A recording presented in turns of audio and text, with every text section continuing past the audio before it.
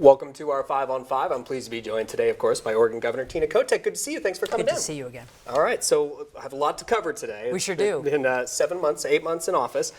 One of your first acts was to declare a homeless state of emergency. The funding across the state includes about $9 million, I believe, to Jackson County. What's the most important thing, if you had to choose one, that can come from this declaration? A sense of urgency.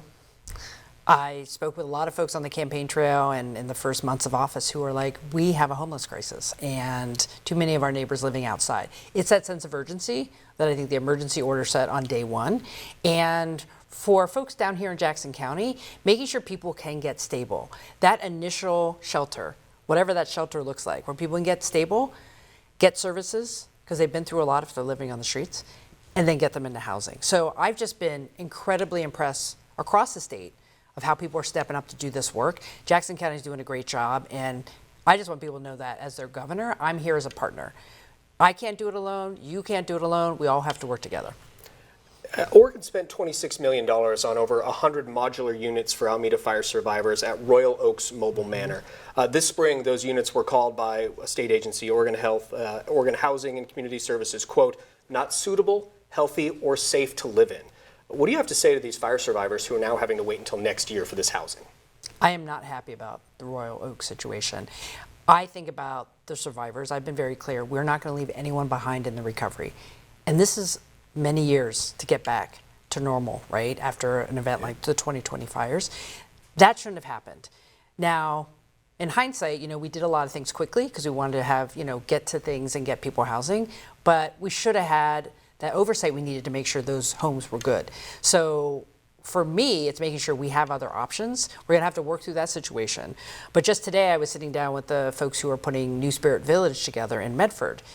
3D printed homes, 80 plus homes in a new neighborhood. We've got to put everything out there to get people back into their homes. And I'm not happy that didn't work out, but we are not forgetting. We will keep working on it.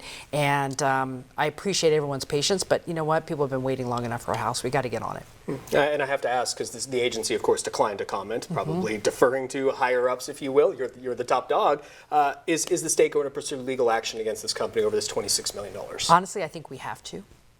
Okay. We have a defective product.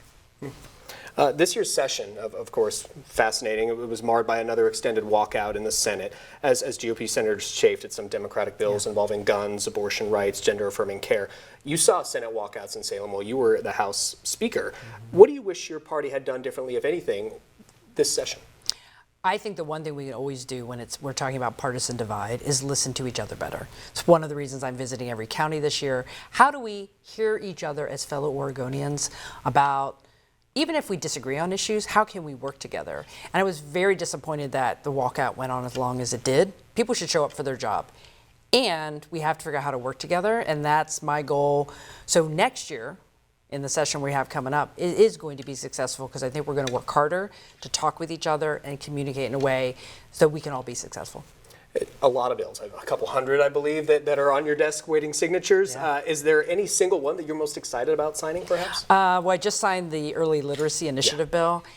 A bill that says, let's invest in our schools in the science of reading to make sure our kids can read better at grade level. We're way behind. I'm very excited about that. And education is key for everybody. It doesn't matter who you are in Oregon. You want to make sure children can read and write, and I'm very excited about that.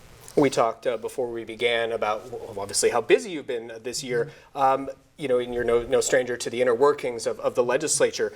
With more time to kind of prepare your own priorities for the legislature, do you think you'll be able to put more of a Kotek stamp, for lack of a better phrase, on the next session? For sure, and I really appreciate that understanding of how hard it is to come in as a new governor. You have to make a budget. The session has already started. You don't really come in with your own bills. So I've been talking with my team. The number one priority for next year's legislative session is housing production. We have a housing production advisory council that I put in place on day one that is looking at different ways to hit our new goal of 36,000 housing units per year for the next decade. So it is financing, it is regulation, it is land use supply, it is workforce. We're going to come into the February session with a comprehensive package that says we need these things to get more homes into people's communities. We're going to take a quick break. We'll have much more with the governor in a moment. Stay with us. Welcome back to our 5 on 5. Again, we're here with Governor Tina Kotek. As you know, Governor, in 2022, Oregon voters passed Measure 110, decriminalizing possession of small amounts of drugs, including fentanyl and meth. Yeah. Since then, Oregon's overdose rates have skyrocketed, and what could be called open-air drug markets exist on the streets of Portland. Well, the legislature did just amend the Oregon law regarding fentanyl. Many people are calling for the repeal of Measure 110. Do you think it's time to do that? I really appreciate the question because the scourge of fentanyl and how it's affecting communities across the state, not just in the metro area. People see a lot of stories about Portland, but we're visiting a lot of communities where fentanyl is a huge issue, and it's so much more addictive than anything we've seen, and people are dying. So we are going to have a multi-pronged approach to deal with that. On the issue of Measure 110, my goal is to make sure what voters pass actually can happen, which is more treatment, more opportunities for recovery. It's not about criminalizing what is an illness, but actually getting people help. And I'll be honest, we have some work to do there. You know, there's more money, but how does it all work with the system? The system has to work better for folks. So I am very much focused on that. But it's also working with the Oregon State Police to get the fentanyl off the market. It's going after the folks who are selling it. It is still illegal to sell it, right? And we have to do more to make sure we can go after the folks who are supplying what is a very dangerous drug. And we have to do more to make sure people don't die when they do use it. I mean, what hurts me is when I see the stories of young people who decide to try something for the first time, thought they were being safe, and it was laced with fentanyl, and they died. Everybody has to be aware how dangerous this is and really think about it before you make that choice. We were talking about the legislature and the walkout, and you referenced partisan politics. 7 months in your term, 8 months now. Yeah. A recent poll says you have the lowest approval rating of the nation's governors. What do you think when you hear that? Well, you know, you always like to be liked. I actually thought my numbers went up, so I was like, hey, they went up. But, you know, the reality is people are still getting to know me. And campaign is, you know, in the rearview mirror. But people have their lives, right? So I am still making sure people understand who I am, what I'm focused on.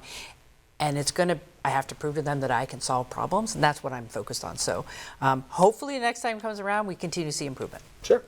You're doing a tour, as you believe you referenced, of the state's counties this year. You know, you're not publicizing these in advance. Obviously, I'm sure you're meeting with leaders of the community, that sort of thing. But for those people who may not know you, who want to get to know you, how are you meeting those folks and meeting the more conservative Oregonians or the average Oregonians, if you will? Well, first of all, these have been amazing visits. You know, we live in a beautiful state. I'm meeting lots of folks.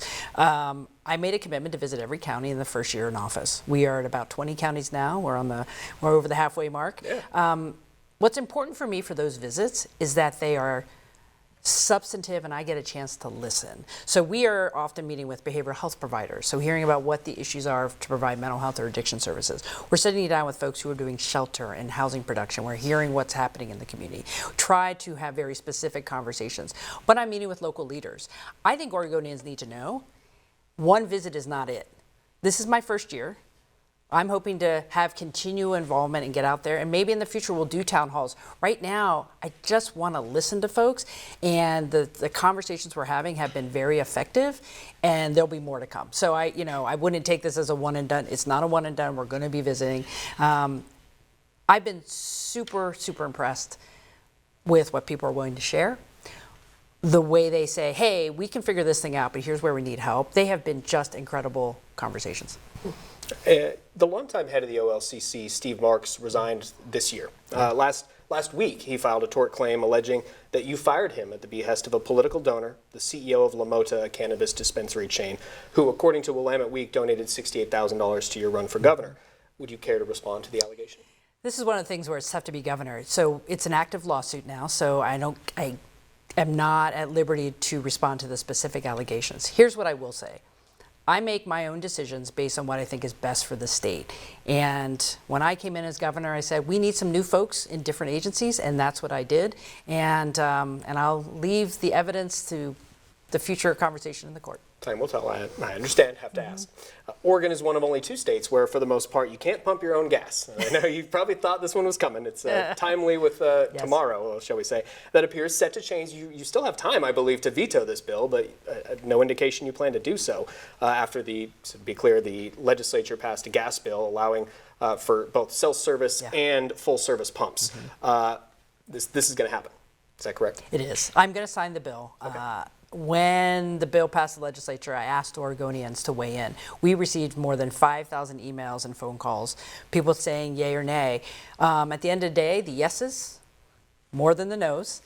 My biggest concern about the bill, and I will sign the bill, is making sure we have an improved way for people to file a complaint. Right now, it's a little loose in the bill, so I've asked people to come back next year and say, if you're sitting at the pump and you can't pump your own gas, maybe you're disabled, or you're a senior who doesn't want to get out of the car, you don't feel safe getting out of the car.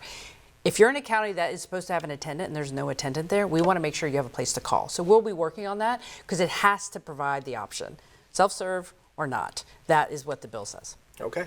Well, normally, as you know, it's called the 5 on 5, 5 minutes on Channel 5. We went maybe double that, but we appreciate it. And thank you so much for coming by. Great to see you. Thank you. It's good to see you. Stay with us. We'll be right back.